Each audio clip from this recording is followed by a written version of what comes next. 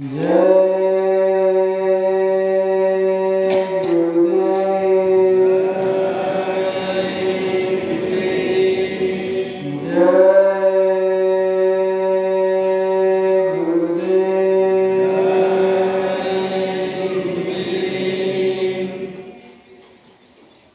रूप से विराजमान परम पूज्य स्वामी जी महाराज के चरणों में कोटि प्रणाम। यहाँ पर उपस्थित समस्त प्रेमी भाई बहनों बंधुओं से मेरा सादर जय गुरुदेव। प्रेमियों, पहले एक प्रार्थना बोलेंगे, तत्पश्चात आपको थोड़ा सा सत्संग आपके पास उस समय के उपलब्ध है और थोड़ा हमें आने में लेट भी हो गया क्योंकि ट्रेन थोड़ा ज़्यादा लेट हो गई, तो मालिक की जैसी मौज उसके अनुसार आप सत्संग सुने। जय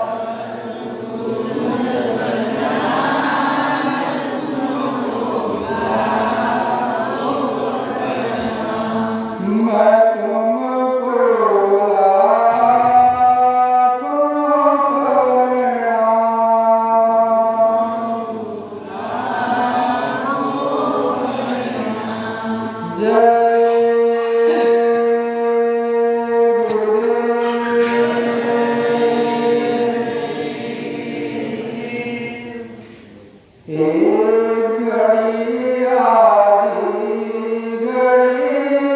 आदि में पुनियार, गोस्वामी संगत साध की कोटि कटे अपराध। सद्गुरुदयाल संतों महात्माओं ने अपने गुरु महाराज ने समझाया कि देखो, जहाँ आप एक घड़ी सत्संग में देते हो तो उसमें से केवल आधी घड़ी है। अगर आधी घड़ी भी आपने सत्संग में सम्मिलित हुए, गुरु महाराज के सच्चे वचनों को सुना, संतों के वचनों को सुना, तो आपके करोड़ों पाप को वो मालिक माफ कर देता है। तो ऐसी दया उस मालिक की होती है, जब कोई सत्संग में बैठता है तो उसके पापों का नाश कर दिया जाता है सद्गुरुदयाल की दया से, गुरु महाराज की दया से। क्योंकि गुरु महाराज अपने वो अनामी महाप्रभु है, मालिक है, उनके चरणों में जब आप बैठ करके सत्संग सुनोगे, उनका ध्यान करोगे, उनका स्मरण करोगे, उनका भजन करने लगोगे, तो धीरे धीरे दया मिलने लगेगी। और ये सूरज, ये जीवात्मा, ये राधा, ये सीता जो आपके दोनों आंखों के मध्य में यहाँ पर आपकी पीछे के साइड में बैठी हुई है, वो धीरे धीरे करके जागने लगेगी। इसीलिए कहते हैं, सत्संग जल जो कोई पाए, मैलाई सब कटी कटी जाए। जो कोई संसार में सत्संग में सम्मिलित होता है, सत्संग में बैठता है, सच्चा सत्संग सुनता है, तो धीरे धीरे करके मैलाई कटने लगती है। जब तक आप संतों के या साध के सत्संग में नहीं बैठोगे, तब तक ये मैलाई कटने वाली नहीं है। क्योंकि सबसे पहले तो आपके अंदर में भाव बनना चाहिए। जब भाव बनता है तब कहीं भजन होता है। जब तक भाव नहीं बनेगा तब तक भजन कैसे बनेगा प्रेमियों? तो सबसे पहले अपने भाव को बदलना होता है, अपने देखने और सुनने के नजरिए को बदलना होता है। इसीलिए गुरु महाराज कहते हैं कि देखो, कम खाओ, गम खाओ, बर्दाश्त करो। ये तीन चीजें हमेशा गुरु महाराज ने कहा कि कम खाओ, कम खाओगे तो आलस्यता नहीं आएगी। गम खाओ, इसका मतलब क्या है? कोई एक बात आपको कह दे तो बर्दाश्त कर लो। अगर आपने उलट करके जवाब दे दिया तो वहां पर लड़ाई हो जाएगी। और जब धीरे धीरे ऐसा करने लगोगे, गुरु के वचनों को अपने अंतरात्मा में उतारने लगोगे, तब काम बनने लगेगा।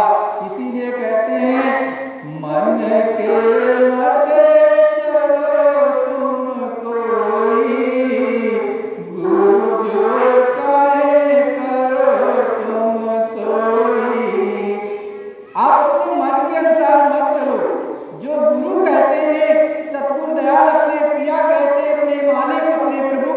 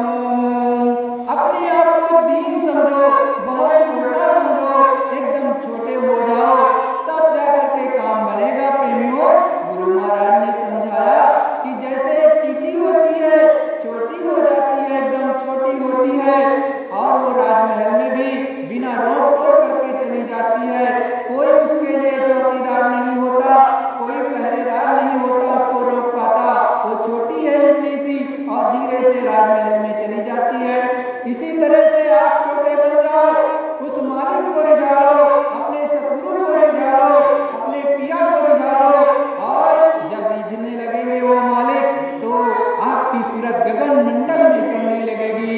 इसीलिए संत महात्मा सतगुरु दयाल कहते हैं, हंस हंस कंत न पाया, जिन पाया तिन रोय, हासे खेले पीऊ मिले, तो कौन दुहागिन होय। सतगुरु दयाल संत महात्मा बड़े साफ शब्दों में कहते हैं कि देखो, हंस हंस करके वो मालिक नहीं मिलता। जिसको भी वो मालिक अपने सतगुरु, वो परम पिता परमेश्वर, वो प्रभु अनाम पुरस्कर्ता सत्पुरस्कर्ता मिला, उनको ही मिला जो रो करके उस मालिक को रिझा लिए, रो रो करके उसको पुकारा, और बड़ी ही करुणा से, बड़ी ही श्रद्धा से, बड़ी ही करुणा पुकार से मालिक को पुकारा, तो मालिक दौड़े चले आते हैं, आपके अंदर के जो पट हैं खोल देते हैं और वो दया बरसा देते हैं। इसीलिए कहते हैं, घूंघट की पट खोल तुम्हें पिया मिलेंगे। मतलब कि जो आपकी दिव्य दृष्टि अभी बंद है, इस पर कर्मकाई मतलब जो चतुसंताकरण है, इस पर आपने जो अच्छा और बुरा कर्म किया है, ये आकर के जमा हो गया है। प्रेमियों, गुरु महाराज ने कहा कि ये जो चतुसंताकरण पे महिलाई है, इसको कैसे काटोगे? सुमिरन भजन ध्यान के द्वारा। जब इससे वो कट जाएगा तो घूंघट का पट खुल जाएगा, आपकी दिव्य दृष्टि का जो दरवाजा है वो खुल जाएगा। तब वो मालिक अपने सतगुरु दयाल आपको दर्शन देने लगेंगे, और दर्शन देंगे ऊपर का विहंगम दृश्य मालिक की दया से ये सूरत, ये जीवात्मा सेकंडों में ऊपर आती है और नीचे सेकंडों में आ जाती, चढ़ जाती है गगन मंडल में, करोड़ों करोड़ों खरबों खरबों गगन एक सेकंड में चढ़ जाएगी। ऐसी मालिक की दया, ऐसी मालिक की मौत आपको मिलने लगेगी। लेकिन प्रेमियों, जब तक अच्छे से लग करके भाव के सहित नहीं बैठोगे, तब तक काम नहीं बनेगी। जैसे बच्चा होता है छोटा, और वो माँ बड़े प्रेम से उसको चारपाई पर या बेड पर या जमीन पर सुला देती है, बिठा देती है, और काम में वो लग जाती है। लेकिन जब बच्चा बड़े ही प्रेम से रोता है, अपनी माँ को पुकार लगाता है, और वो कशिश उस माँ को खींच लेती है कि मेरा बच्चा रो रहा है, तो वो माँ कुछ भी काम कर रही होती है, वो दौड़ करके अपने बच्चे के पास दूध पिलाने के लिए या उसको सहलाने के लिए वो पहुंच जाती है। वैसे ही तो अपने सतगुरु दयाल, अपने ये मालिक, अपने सतगुरु दयाल है, इनसे दया की भीख मांगो, ये दौड़े चले आते हैं, अंदर में आपको दया देने लगेंगे प्रेमियों। लेकिन जब तक आप पुकारोगे नहीं अपने सतगुरु को, तो कैसे काम बनेगा? आप अपने अंदर में बैठ जाओ, सिमरन पर अच्छे से भाव के साथ बैठ जाओ, ध्यान में बैठ जाओ, भजन में, और लगा करके ऊपर में ध्यान चढ़ जाओ गगन मंडल में। सतगुरु दयाल तो हमेशा कहते हैं, देखो ये कलयुग है, कलयुग में बहुत आसान है। इसीलिए कहते हैं, कलयुग के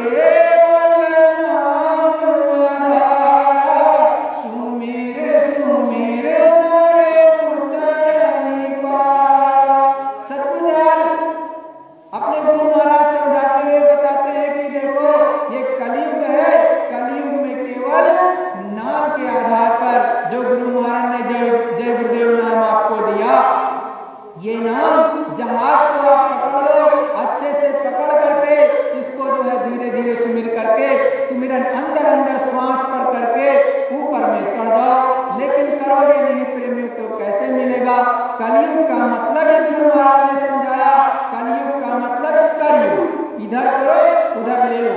गुरु महाराज ने तो यहाँ तक प्रेमियों कहा कि आप 15 दिन कर लो, तो 15 दिन में आपकी दिव्य दृष्टि, थर्ड आई, ज्ञान चक्षु खुल जाएगा। लेकिन अगर हम आप नहीं करेंगे प्रेमियों, तो कैसे काम बनेगा? गुरु महाराज ऐसे अपने मथुरा मंच पर बैठ कर कहने को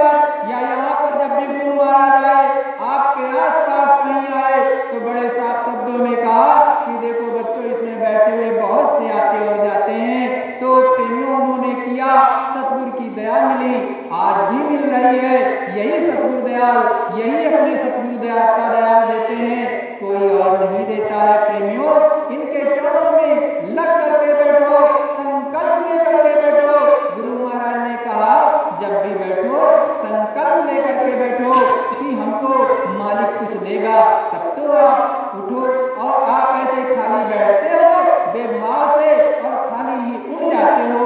तो प्रेमियों, आपको संकल्प के साथ बैठना चाहिए कि हे सतगुरु दयाल, आज मैं सुमिरन में बैठ रही हूँ या बैठ रहा हूँ, आप मुझ पर विशेष दया करो, मुझे कुछ दिखाओ, मुझे कुछ सुनाओ, मुझे कुछ दिखाओ। मैं तो आपका हूँ और आप हमारे हैं। ऐ पिया मेरी पुकार को सुन लो, जब करुण पुकार आपकी होगी तो मालिक आपको दर्शन दीदार देंगे और सुनाई भी देगा, दिखाई भी देगा। इसीलिए कहते हैं बिन भूमि का महल बनाए तान ज्योति उजियारी रे, अंधा देख देख सुख पाए बाट बताए साई रे। सतगुरु दयाल संत महात्मा बड़े साफ शब्दों में समझा है कि बिना भूमि का वो महल बना हुआ है, उसमें वहां पर परम प्रकाश रात दिन हो रहा है, वो दिया चिराग वो जलता हुआ ऐसा है जिसमें हमेशा उजाला होता रहता है। उसको वो मालिक की जो सूरत है, जीवात्मा है, जिसको नाम दान मिला है, वो बड़े प्रेम से ऊपर चला जाता है और अंधा भी ऊपर पहुंच जाता है। तो उसको देख देख करके वो एकदम हर्षित होता है, मगन हो जाता है, आनंद से एकदम परिपूर्ण हो जाता है, आनंदमय हो जाता है, उसके अंदर एकदम से सुख ही सुख हो जाता है।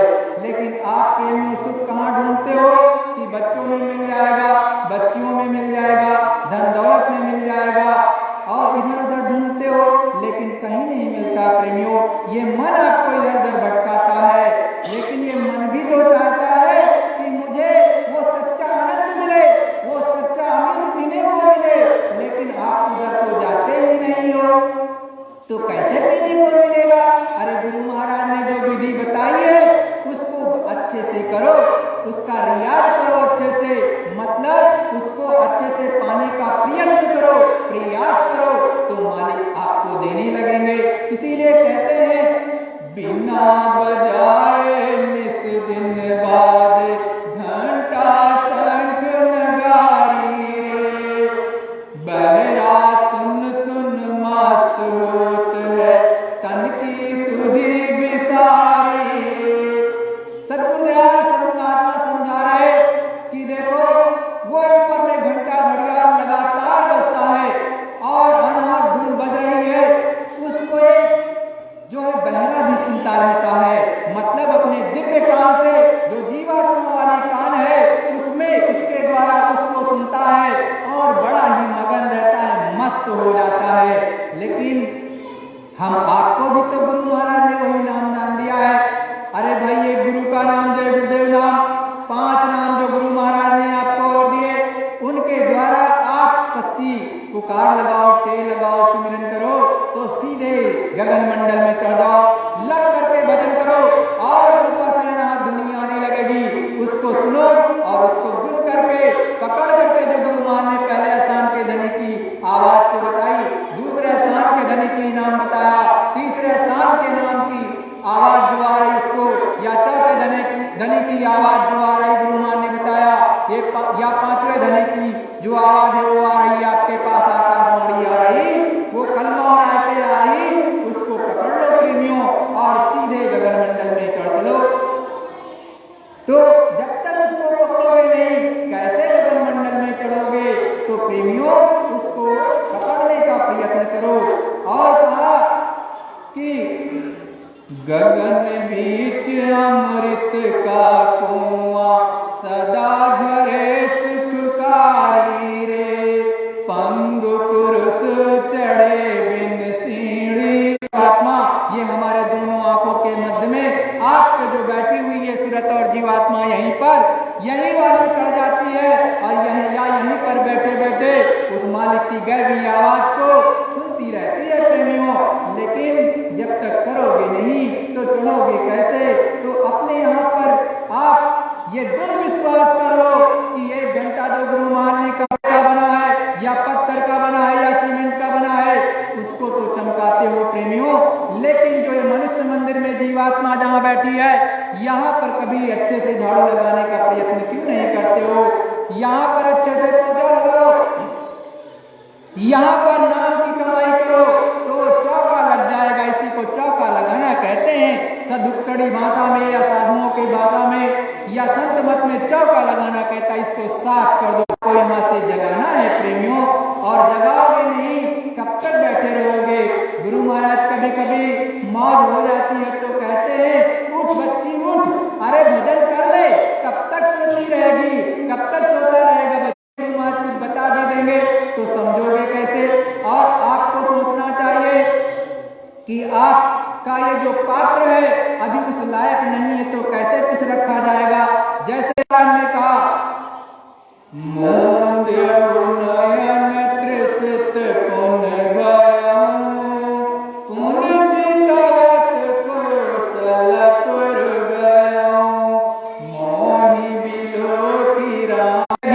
और फिर ऊपर की तरफ गगन मंडल में चढ़ गई। तब जाकर के 3 लोगों के जो मालिक बैठे, जिनको ईश्वर कहते हैं, भगवान कहते हैं लोग, उनका जाकर के दर्शन कहाँ किया? गगन मंडल में। तो जैसे पानी होता है, पानी एक बूंद आपकी अगर अलग रखी हो तो कहते हो एक बूंद है, लेकिन वही बूंद अगर एक लोटे में मिला देते हो तो क्या कहते हो कि एक लोटा पानी है या एक जग पानी है।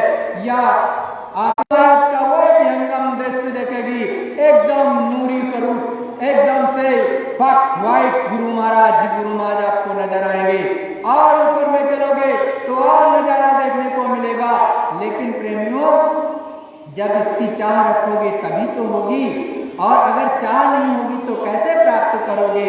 तो अपने को छोटा रखो और गुरु के चरणों में समर्पण मत दो, मतलब आप भी गाली मत दो।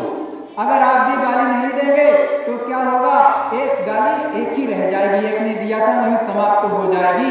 लेकिन अगर आपने उलट करके उसको भी गाली दे दी तो अनेक हो जाएंगे प्रेमियों। तो फिर किस बात का प्रश्न सुनते हो? फिर आपके अंदर क्या बदलाव है? आपके बाल को बनवा रखा था, मतलब घुटा रखा था, सर एकदम मुंडा हो गया था, तो नदी पार करके अपने गुरु महाराज से मिलने जाना था।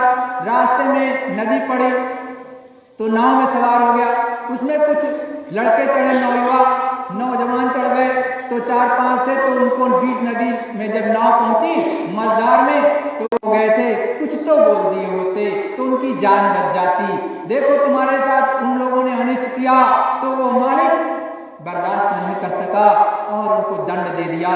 इसीलिए कहा है मत सताओ गरीब, दर्शन नहीं मिले लेकिन आज भी अंदर से मिल रहा है। और गुरु महाराज ने बहुत पहले कहा था कि देखो अभी तो महात्माओं की भावभीनी पुकार हो नहीं रही है, आगे कयामत का वक्त आएगा, चारों तरफ त्राहिमाम होगा, एक दूसरे की कोई रक्षा मदद नहीं कर पाएगा, और एक ही रास्ता है कि अंदर में खोजो।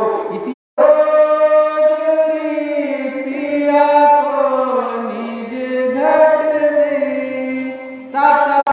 तुम 10 मिनट, क्योंकि उस मालिक की जब दया की धार चलती है तो कुछ पता नहीं चलता है, तो आप हमें इंडिकेट कर दीजिए। जय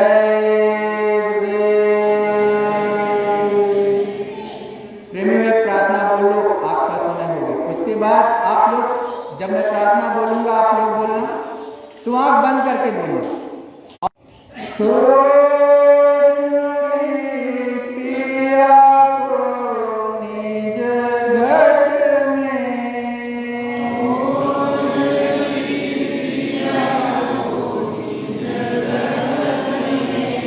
जो तुम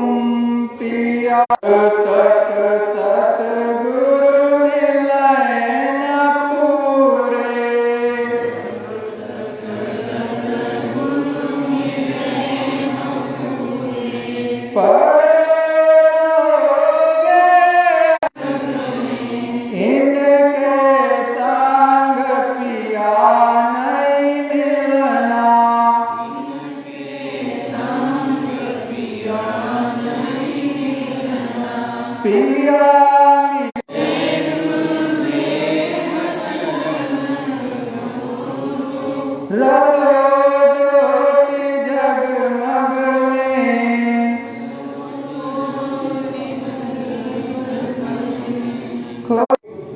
आज तक गलती अपराध हुआ हो हमसे, उन समस्त गलतियों को अपराध तो गुरु महाराज अवश्य आप पर दया करेंगे।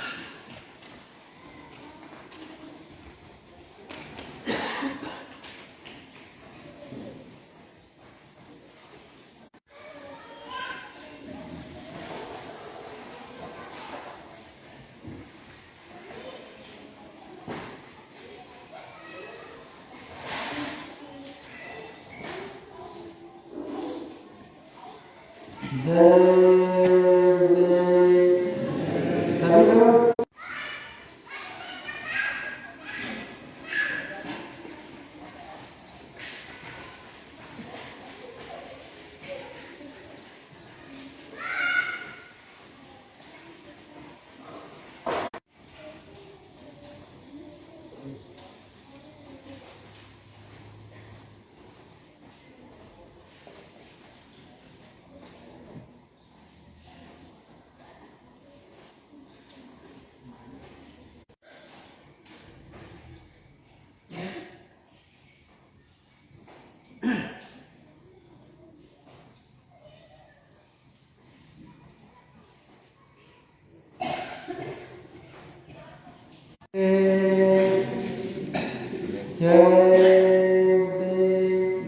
देखो प्रेमियों, इस तरह से आप पहले जब ध्यान पे बिठाया जाता है, यहाँ पर तो एकदम काला रहता है, गुरु महाराज ने समझाया। यहाँ पर देखोगे तो एकदम काला रहेगा, काले में छोटा सा धीरे धीरे करके तो और काला रहेगा। तो उसमें एक सुई की स्थान से भी आ सकती है। जैसे पहले स्थान तक आपने पहले पार कर लिए पिछले जन्म में, इस जन्म में आप आए, फिर से गुरु महाराज मिले तो दूसरे स्थान से आपकी शुरुआत होगी। इस तरह होता है, ये जरूरी नहीं कि पहले वाला ही ढूंढते रहो। तो इस तरह करना। और जब भी सिमरन करने आप बैठो तो माला पकड़ो तो दृष्टि प्रणाम गुरु महाराज ने कहा, दृष्टि प्रणाम जरूर करके करना। पहले गुरु महाराज का नाम बोलना, जय गुरुदेव, गुरु महाराज के स्वरूप को याद कर लेना। फिर पहले धनी का जो नाम बताया गुरु महाराज ने वो नाम लेना। और मैं गुरु महाराज के चरणों में बैठा बचपन से, समझ लो जब से कक्षा 2 में पढ़ता था तब से, क्लास 2 में 1986 का काफिला गुरु महाराज के चरणों में मैंने किया। तब मैं बहुत छोटा था, आपके झूले में आई, झूलिया में वो कार्यक्रम एक हुआ था, मुझे जो याद है बचपन का।